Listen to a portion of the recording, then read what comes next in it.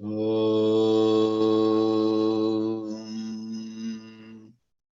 Apara Satchit Sukhavariratir Yasyor Mimatram Bhuvanam Samastam Guhahitam Tam Ramanam Gabhiram Chinta Vihinam Hradi Chintayami. Om Namo Bhagavate Shri Ramana. Friends, in this webinar, we have a topic that at once looks pretty simple and yet has great implications and goes to the very core of self-inquiry and self-knowledge. The topic is simple because all it says is if you have a pure mind, you will have self-knowledge. What blocks self-knowledge is the main title, right? What blocks self-knowledge is our own impure mind. One of the ancient Upanishads, considered to be in the Atharva Veda, says, the mind alone is the cause for bondage, and the mind alone can set us free. It's a famous mantra of Amrita Bindu Upanishad, quoted by a lot of speakers. Mana eva manushyanam karanam bandha mokshayoho. And that mantra also spells it out. What or which kind of mind binds us and which kind of mind can set us free. Bandhaya vishayasaktam muktam nirvishayam smritam. As long as the mind of you and me is attached to Vishaya. Vishaya means sense object. And in a larger sense, it is even emotional gratification. Our senses, eyes, ears, nose, and so on, are endlessly demanding gratification. We want to eat good food. We want to listen to nice music. We want to smell something pleasant. And the temperature and humidity all have to be just wonderful and pleasant. Many of us are waiting for everything to be very pleasant, and we say, that is when I will start Vedanta study seriously. Once the whole world is full of pleasing sensations.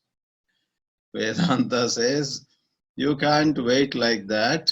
It's like somebody saying, I will wait till the waves of the sea subside and then I will get into the water to have a quick swim, maybe on an auspicious day.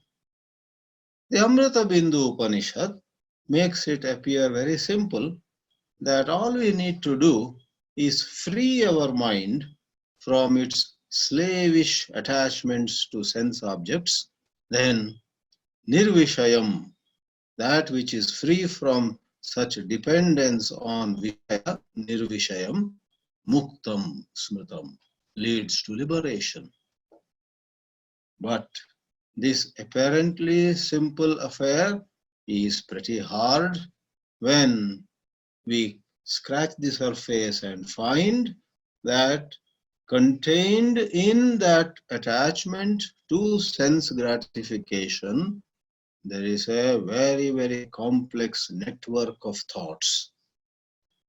Our mind is the storehouse of numerous thoughts, and we have no idea where particular thoughts rise from. How, at a given point of time, an angry thought, or a depressing thought, or a thought of jealousy, or a thought of vengeance comes up in our mind, we cannot predict. And where do they come from? There seems to be a huge storehouse, a huge repository, and that comes closer to the topic we are taking up in this webinar. What blocks self-knowledge?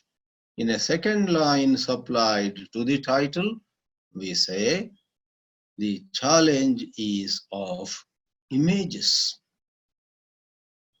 Images, I-M-A-G-E, image. I have an image of this person, that person. I have an image. I have a picture of these objects, those places.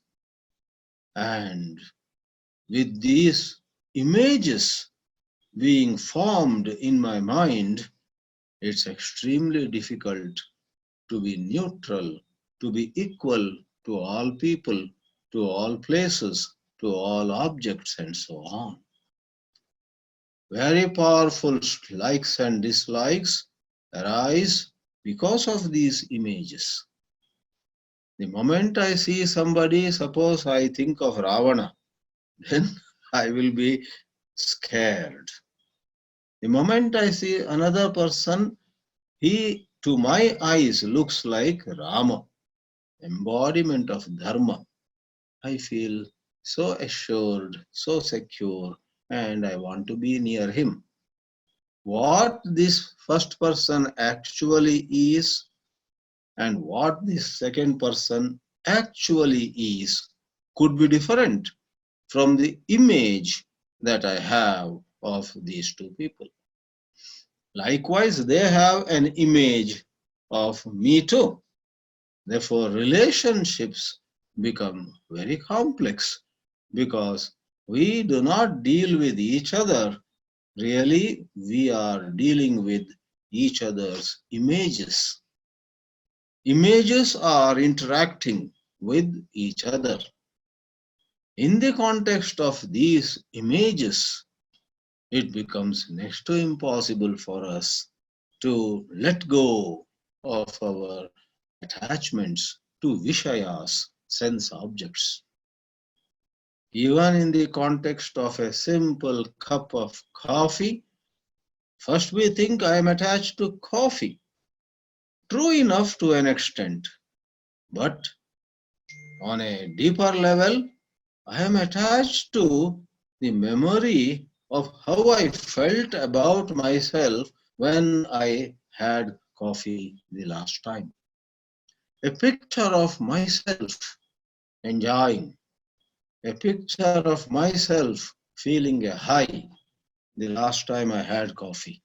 Therefore, is it the image of the coffee that is making me rush to the Starbucks or another coffee bar?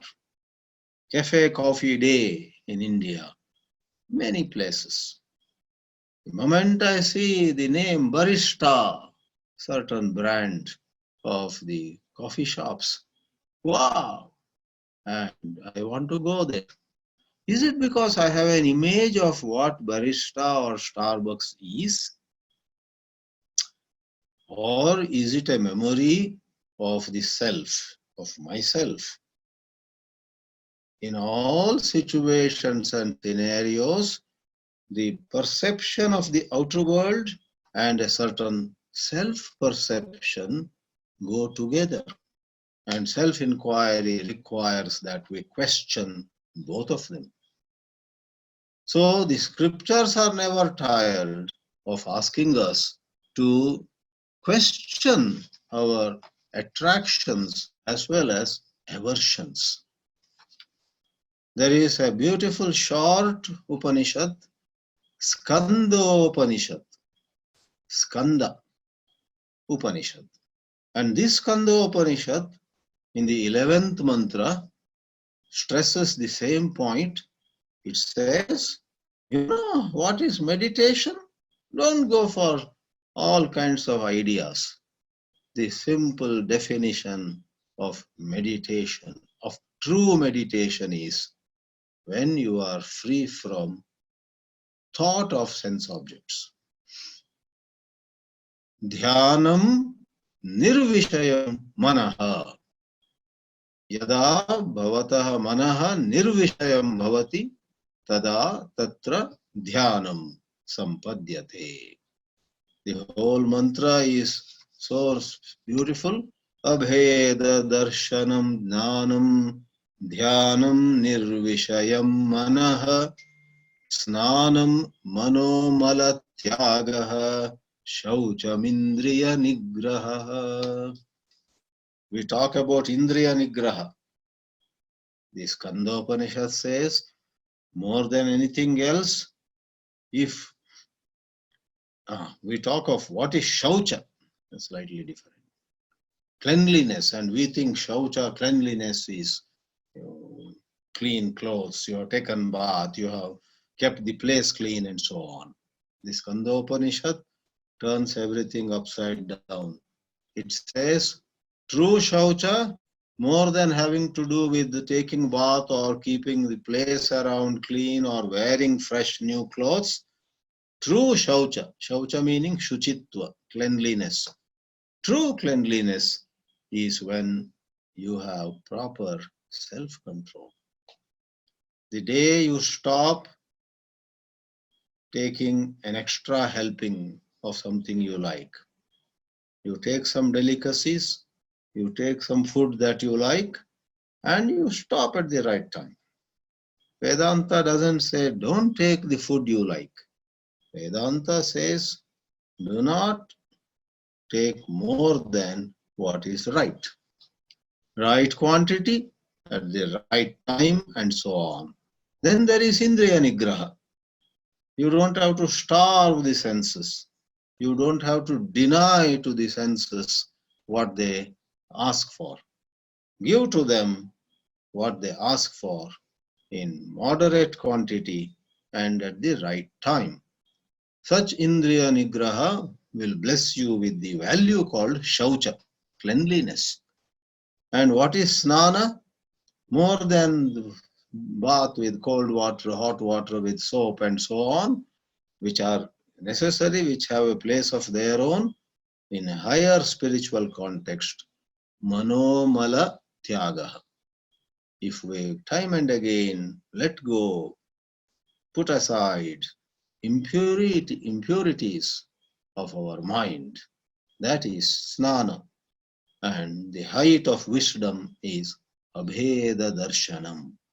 When there is incessant seeing of non-duality, all is one, all are in me, I am in all. That abheda darshanam is jnanam, says Skandopanishad. Then you have the Vedanta literature talking about purva sanskaras, past impressions, sometimes borrowed or brought forward through many lives. Janma janmantarebhyaha agataha vasanaha. These sanskaras, sometimes they take the form of vasana. So samskara is the vast collection of past impressions, and a subset among them make vasanas which prompt action. Otherwise, many other sanskaras might just generate a certain perception, a certain sense of whether this is nice or not nice. But some of the sanskaras are so powerful that they prompt you to go for what you like and go away from what you don't like. Now, what are these sanskaras? What are these vasanas? They are memories, and these memories are necessarily connected with images. The memories are always made of images. You remember your primary school, let us say, with much pleasure. Just look at those memories. Necessarily, those memories are of certain teachers, certain staff, certain classmates, certain classrooms, certain playground, all of them rise in your mind as certain images. And those images carry with them pleasure. Then you say, in my whole life, those 5 years in the primary school were the best. Then troubles began. Then troubles began to increase. And today I am like a shipwreck. I am broken. And so on, someone may say. So, what are memories? Images.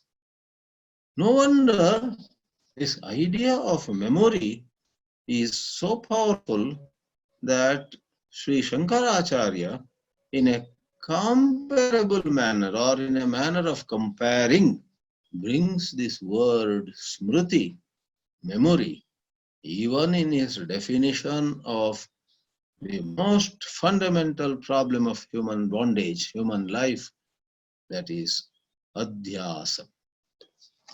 In his celebrated introduction to Brahma Sutras, where he has written a voluminous commentary, the short introduction called Adhyasa Bhashya says the basic error called Adhyasa, which literally means deliberate, um, no, I should say at this moment, superimposition. Adhyasa is superimposition. You superimpose a sense of I in what you are not, taking what you are not to be yourself, and in the process, there is a mutual superimposition. The anatma, what you are not, has certain attributes, and the true atma that you are has certain attributes. In a manner of saying, in more precise language, the true atma is attributeless. It may at the best be pointed out in certain ways. All right. Using a less precise language, the dharmas, attributes of the true self, and the dharmas, attributes of the non-self, get mutually mixed, and there is the birth of the ego. In that adhyasa bhashya, that means that portion which leads then to an elaborate commentary on every one of the 555 aphorisms known as Badarayana Sutra, Vyasa Sutra, Brahma Sutra, Uttara Mimamsa, Shariraka Mimamsa, and so on. Many names for that high plateau text. In that Adhyasa Bhashya, the question is raised, Koyam Adhyasa. What is this superimposition you are talking of?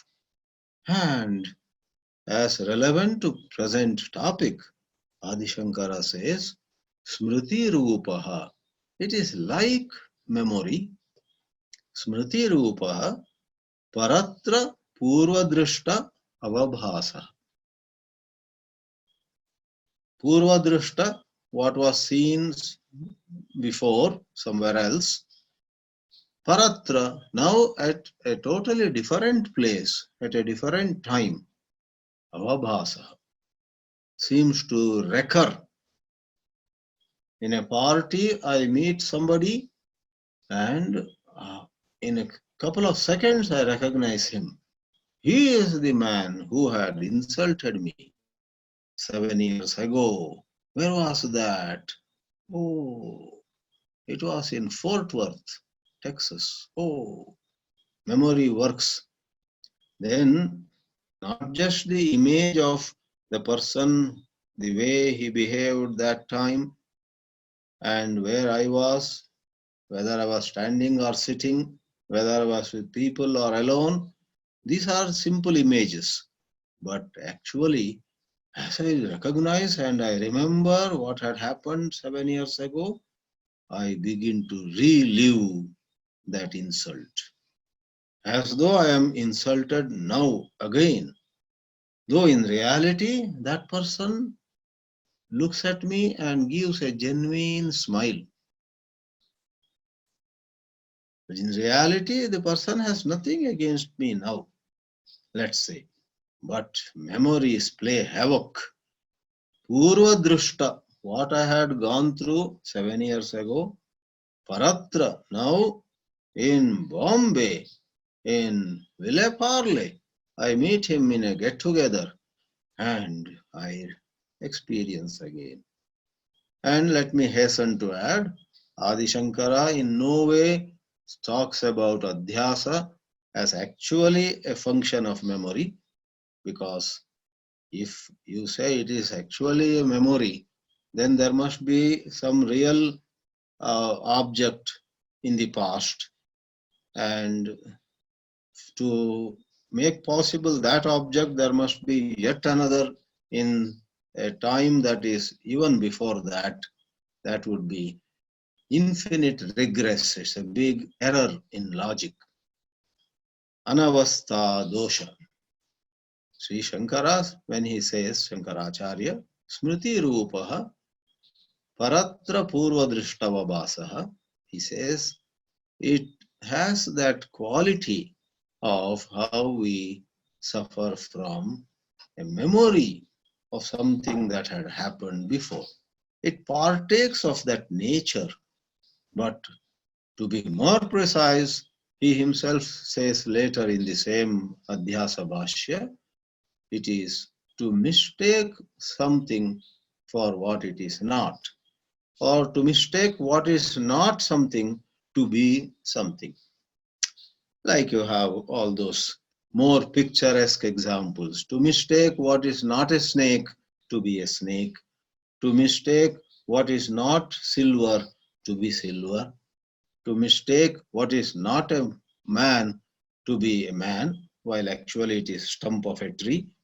So there is a mistaking of ourselves to be something else, or mistaking something else to be ourselves. So elsewhere in the Vedanta Prakarana Granthas, it has been very, very emphatically said that the main basic problem that all of us have, this Jiva Bhava, which is an error in perception, which is asamyak darshana, is twofold. Anatmani atma bhavaha, the sense of I in what is not I, like this body and so on.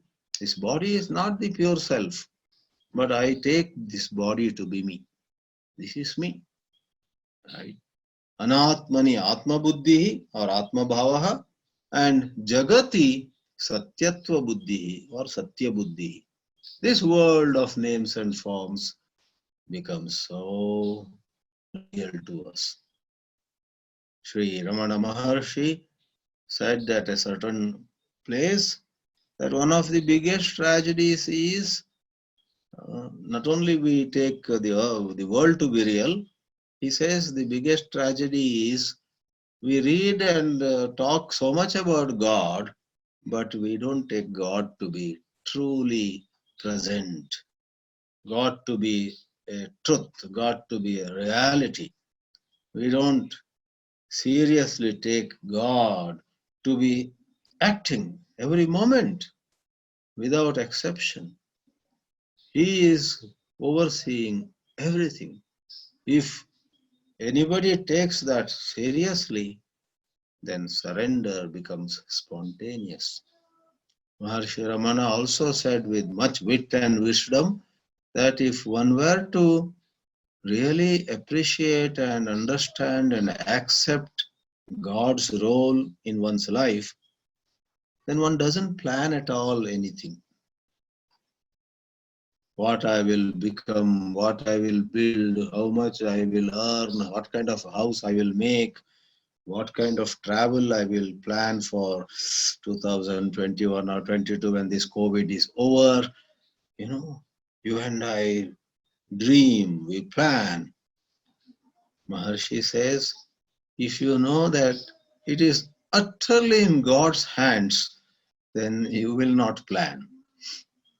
You will go the way God takes you. All right, coming back to the topic proper, this mistaking the body and other not selves to be the self is a basic error, and that happens because of number one, the images rising in our mind. Number two, we embrace those images so tightly. We cling to those images. When I see the person in a get together who had insulted me 7 years ago, and a lot of water has passed below all the bridges in the world after that, and yet I get the image of me as being the person insulted, and I relive the insult. So it is said this memory and thought are so intimately connected. Memory and thought. I began this discourse with a shloka in praise of Ramana Maharshi. Apara Satchit Sukhavari Rasher Yasyopa. There was a line. Chinta Vihinam Hradi Chintayami. The last line of that Prarthana shloka had Chinta Vihinam. This Maharshi and such enlightened people, wow, they are able to remain free of thought. They are able to remain free of images. They are able to see things as they are without allowing memories of the past to cast a shadow upon the objects, upon the people whom they meet, and upon their own self-worth, their own identity. Maharshi Ramana, who championed the question, who am I, was established in Atmanishta. And the beauty of Atmanishta is, in that Atmanishta, abiding as the pure self, abiding in the pure self, if the question, who am I, were to rise, there would be no answer to it. The moment you answer, who am I am son of so and so. Who am I am the person who failed twice in the public examination long back. Who am I? The moment you answer in some parameters, then you miss the boat. You are no more in the Atma. Chinta vihinam, free of images, can be a translation over there. Now coming to a very seminal shloka, a shloka that touches upon the essence of the theme of this webinar, Shri Ramana Maharshi, in the 28th shloka, 27th shloka of Saddarshanam, says this ahankara. You see, when we are riding on ahankara, we suffer. Once in a while we enjoy a little. We have insecurity, but then there are flashes of security, pleasure and pain, rise and fall, and endless fear of the future, and so on. Ahankara.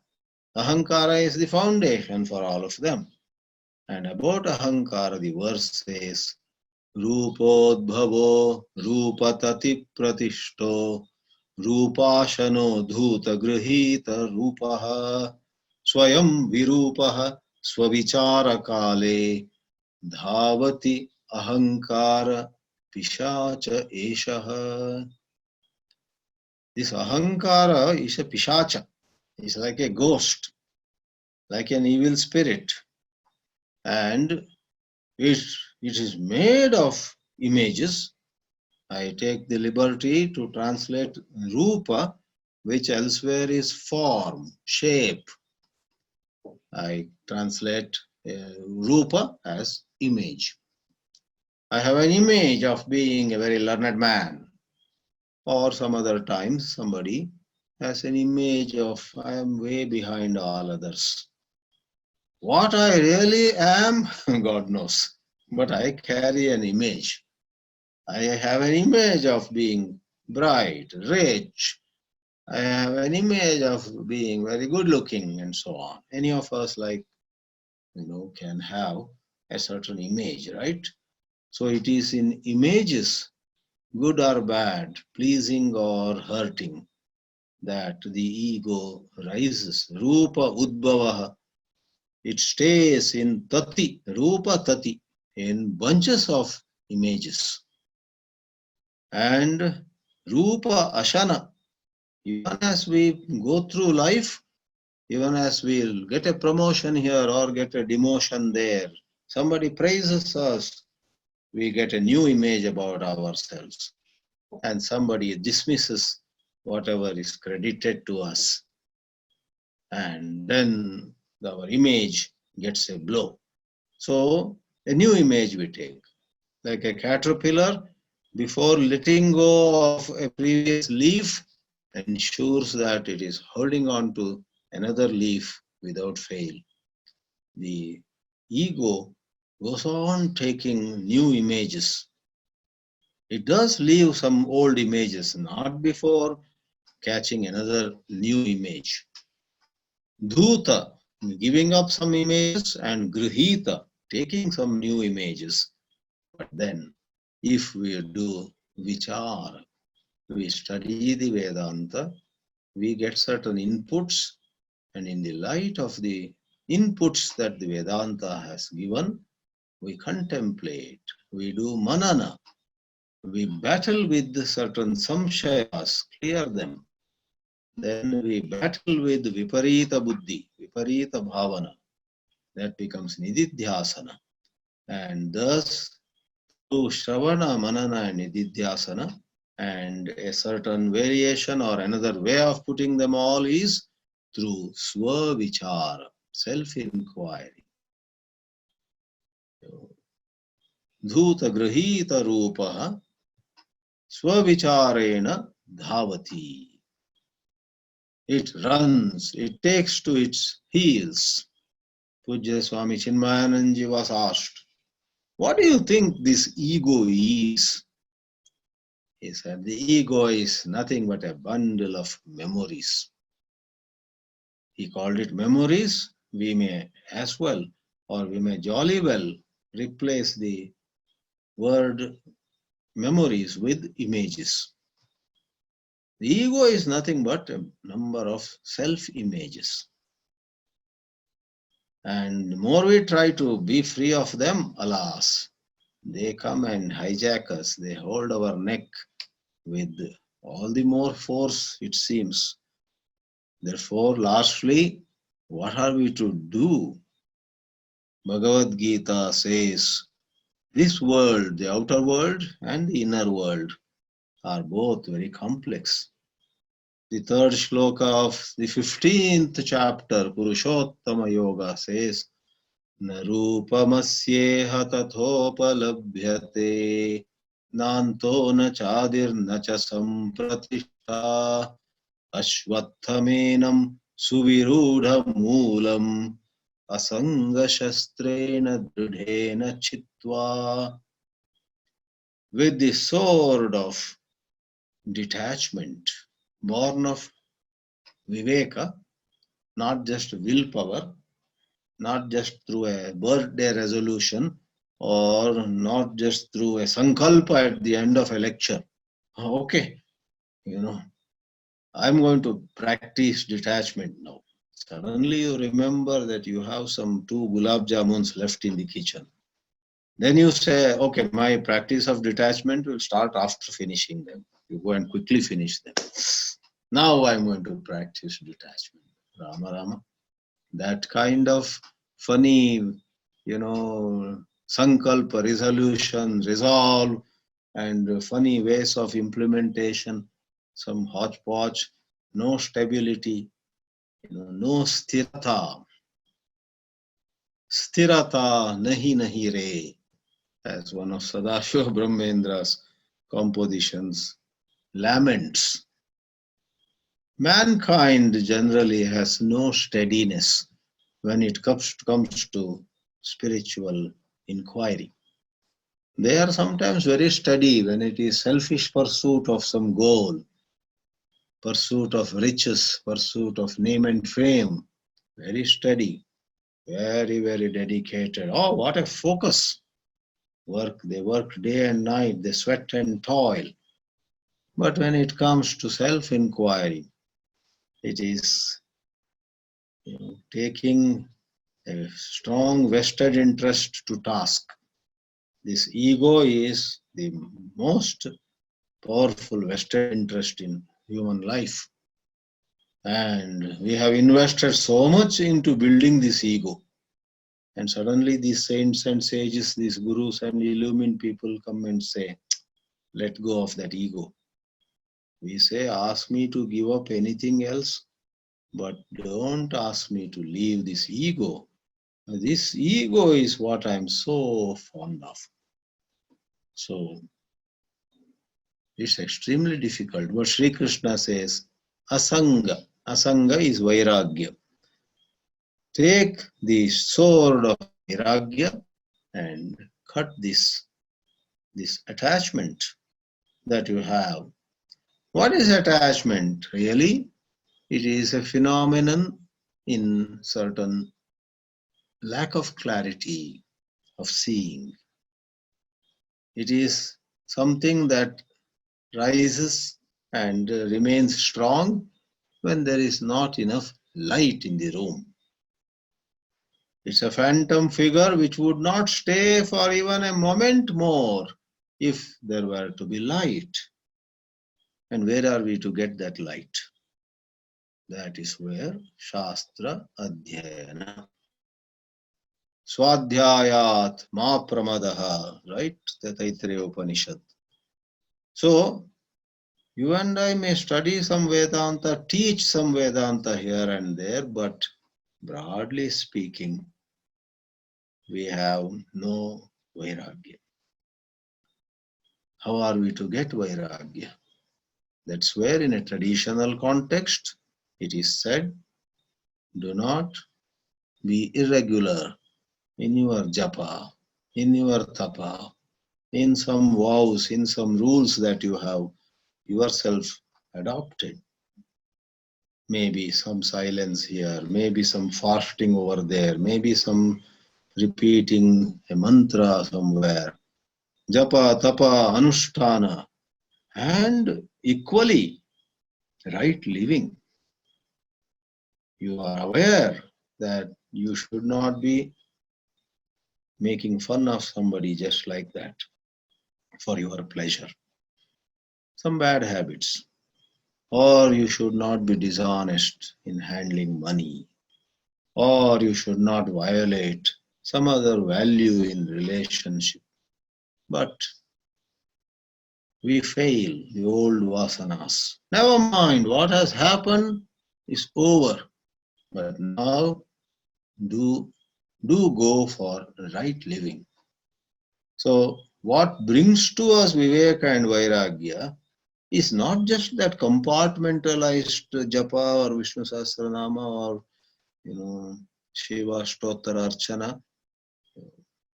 You do all that's during a certain time. One that is good. Nobody denies their value or merit. But don't compartmentalize sadhana and imagine that rest of the day I can behave in any way. No. The entire waking life of yours has to have a certain exertion to live properly, right living. Of course, you are not a superhuman being, you need rest. Work out your rest. Work out the food you need. Work out the sleep. Work out certain amount of whatever, little pleasures of life, work them all out in a very sensible manner. Then your conscience will be at peace. Viveka and Vairagya will grow. That in that soil of Dharma Tatpara Jivanam. Then last word for the webinar is, as there is adequate Vairagya, born of Viveka, it will be possible to do the quantum leap. Working on our mind is within the domain of the limited. And the leap I am talking of is you let go of your identification and stay as the Atma. It's not a journey within the same domain of all those limited parameters, beginning with space, time, and so on. There is one domain of the phenomenal universe, phenomena outside, phenomena in our psychology.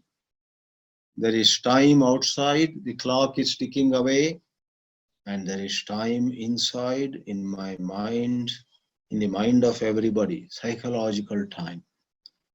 One thing is to see the clock and, oh, there's just 2 hours left before something important is going to happen. That is chronological time. And another is only 2 hours left. At the end of 2 hours, I don't know what will happen. That anxiety, that panic, or that hope. Now in 2 hours, now what I have been waiting for all my life will happen now. Haha. So there is psychological time in the ego within us, fearing as well as hoping, getting anxious as well as feeling assured. That is a psychological movement, and there too there is psychological time, which varies from person to person. The clock shows the same time. If some event is to happen an hour from now, to everybody the clock, some 10 people are waiting at the same hall. The clock on the wall shows 1 hour more to go. But for some, their heart is beating so fast. For somebody else, it doesn't matter. So psychological time is some phenomenon within you, but it is also a phenomenon. Now, from the phenomenal domain of external time and internal time, external space and internal space, external ups and downs, internal ups and downs, and so on, from that domain, there is no road, there is no path, there is no ladder, there is no bridge to the Atma. For the Atma is not a component of this domain. Just think of, you are living in a certain town and you are in a house and you want to go to the cinema theater. The house, the cinema theater are all in that town. And between the theater and your house, there is a road. You take your car out and drive to that place. But the best example perhaps is, example it is with its own limitations, dream. There is a cinema theater in your dream. You can't go, you can't take your car out and say, I want to visit that theater which I saw last night in my dream. In order to go to dream, you have to let go of this waking domain. In order to stay as the Atma, therefore it is not a journey of effort, of moving in the time that we know, moving in the space that we know. No, it is tyagena. Tyagena ike amritatva manashu. Neti neti iti aptavyaha, drashtavyaha. Just negate, let go. That is Atmanishta. So we would say the challenge of images is handled to an extent by right living, conscientious living, by Shastradhyayana, by Manana, by Nididhyasana, by so-called various practices, Anushtanas, and so on. To an extent, the images become somewhat manageable. And then there is the leap. For that, one remains watchful, one remains sakshi, one doesn't take any position, one does not label anything, one does not label oneself, one remains in simple alertness. That Atmanishta puts an end to this menace of images. The challenge of images, therefore, is the main challenge from the beginning till the end, in a manner of seeing, in a manner of looking at the whole scenario of man's spiritual struggle. Om Namah Paramarashibhyo, Namah Paramarashibhyah. Hari Om.